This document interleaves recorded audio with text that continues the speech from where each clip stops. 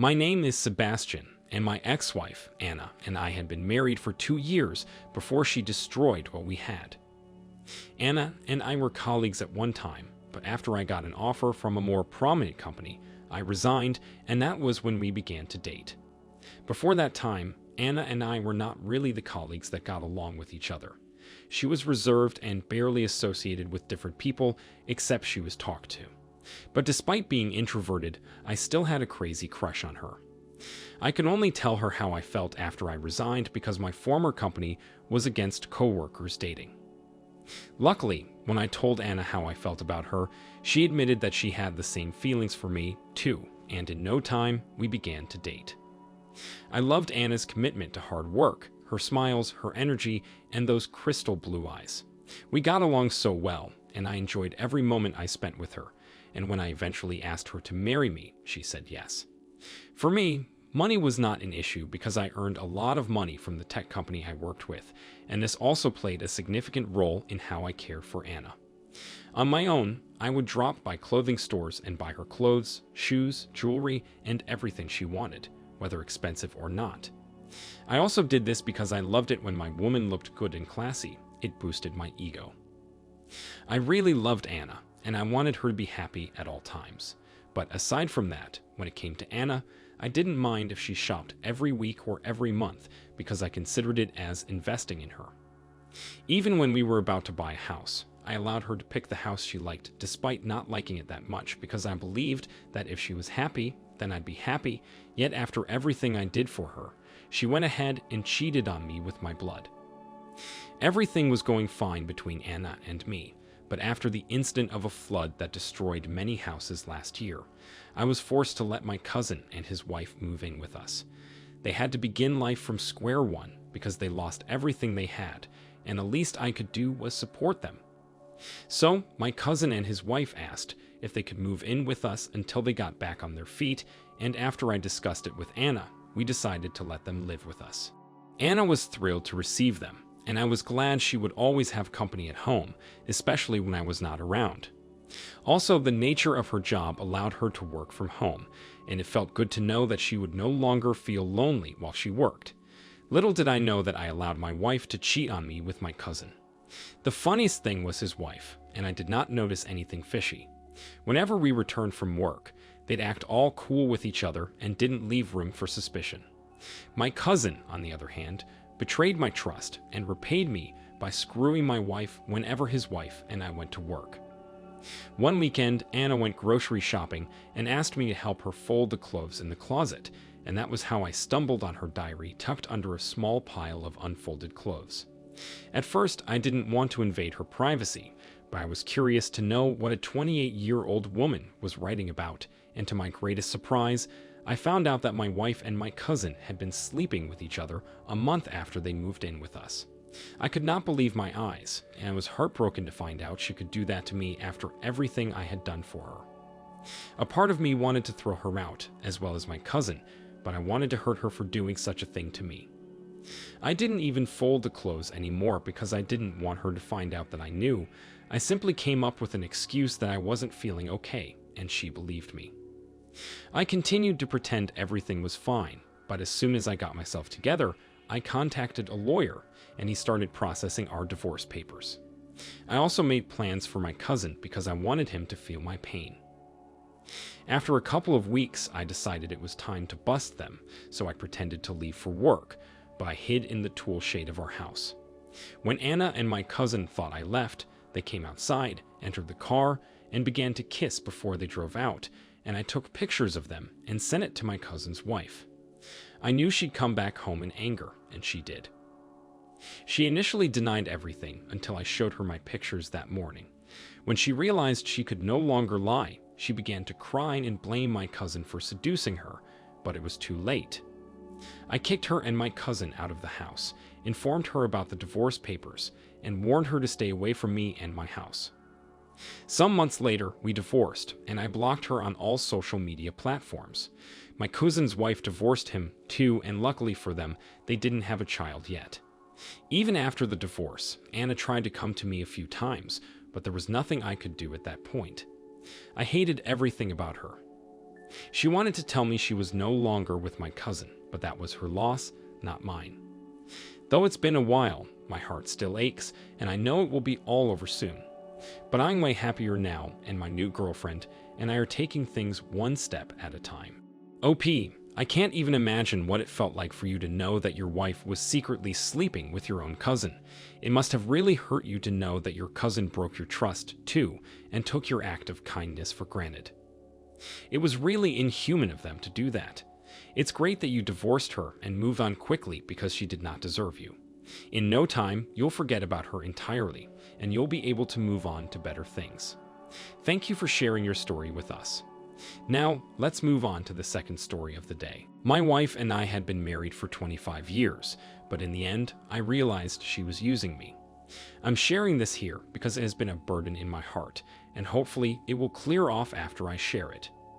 The first time Maya and I met was on Christmas Eve. I went shopping as usual to grab a few stuff for the celebration the next day, and unexpectedly, the mall I shopped at was out of stock, leaving me with the last pack of the stuff I needed. Maya was already shopping with her younger sister, Kat, and when they realized I had the last box they needed, they were very disappointed.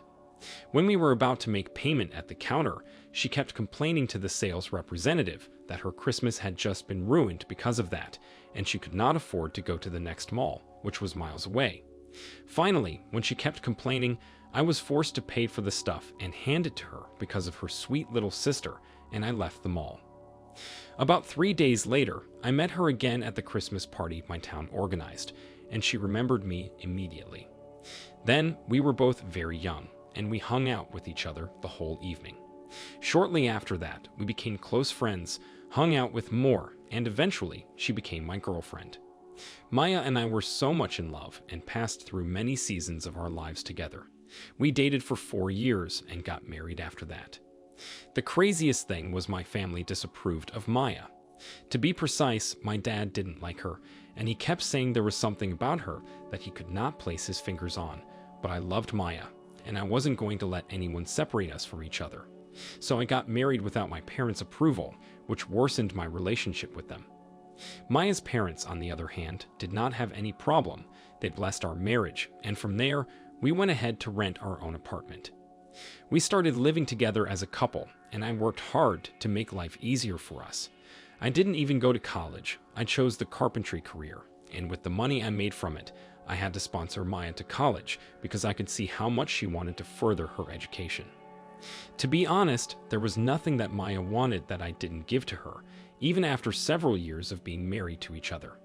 We had 2 kids together, and I did my best to provide for my family. When Maya finished college, she got a job, and the pay was good, but I wasn't concerned about her money. I wanted her to be comfortable, so all she had to do was take care of minor bills while I took care of rent and groceries. Then we'd split the children's school fees. I made sure I gave her the dream life she wanted, and I had to make a lot of sacrifices for that to happen. Whenever I could, I'd buy her new stuff or give her money to go shopping at least once in 3 months. Of course, all our vacations and trips were solely my responsibility, but I didn't mind because she was my wife, and I believed it was my responsibility to treat her right. And in all the 25 years of being married to her, I never cheated on her because I wouldn't tolerate her if she did the same thing to me. So I tried as much as possible to stay away from anything that would lead to infidelity on my side. Despite being married for so long, my parents refused to talk to me, so I never visited them for Christmas, and our kids had only seen pictures of my parents. Because of that, I was forced to embrace Maya's family as my own. For example, when Martha's parents' house needed renovation, I paid heavily for that because I could not leave my work to renovate her parents' house. Martha didn't even contribute a dime because she believed it was my responsibility to do that as her parents' only son-in-law, and I didn't mind doing all of that, too, because they were the only family I had. Everything was going well between us. We were a big happy family until Maya started falling sick. When it didn't stop as expected, we went to the hospital, and she was diagnosed with stage 4 cancer, and the doctor said she only had a few months to live. The news hit me like an explosion, and I could not imagine losing Maya after spending all those years with her. My legs were weak, so I managed to sit on one of those long seats in the lobby. While I was still trying to wrap my head around the bad news, I saw a man screaming at the same doctor who spoke to me. At first, I thought he had lost someone because of how heartbroken he looked, but when the doctor came to me to confirm if I was Mr. Wesley, Maya's husband, and introduced the man yelling to be Maya's boyfriend, I felt my head spin. Maya's boyfriend and I stood there for minutes, looking at each other in shock. When I finally calmed down, I asked him how he had met Maya, and he said he had been dating Maya for a very long time, and she led him to believe that she was single and had divorced a very long time ago. He told me about their intimacy, dates, and how they had lunch every day. He even said that he had gotten a ring and was ready to propose to her until he got the news of her sickness. From how he spoke, it was undeniable that he had fallen deeply in love with Maya. I explained to him that Maya and I had been married for 25 years with 2 kids, and I was even planning a surprise renewal of vows wedding on her birthday. Evidently, we both had plans for Maya, but she used us and lied to us, even breaking our promise of never cheating on each other. Finally, after crying for a while, Maya's boyfriend told me he was leaving the hospital and would never return because Maya deserved what she got, and that was the last time I saw him. I felt so used, lied to, and backstabbed, and I couldn't help but agree that she deserved what she got. I even sat there for hours, trying to convince myself that I had a bad dream, but it was not a bad dream. It was 100% reality. Finally, when I could put myself together, I picked up my dignity and paid Maya the last visit. I walked to her room door and saw her tubed up and IVs inserted in both hands. I wiped my last tears there in the hallway in front of her room door, and after I was done, I went to my car and drove off. Months later, her condition worsened as the doctors had predicted, and it got so bad that she got into a coma and depended on life support. Finally, when it looked like she would not get better, I signed that enough was enough and let her go.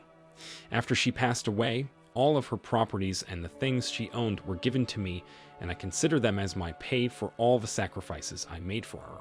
I don't think I'll ever be able to forget her and how she betrayed me. OP, finding out the truth must have been very hard for you, especially after 25 years of being married to Maya.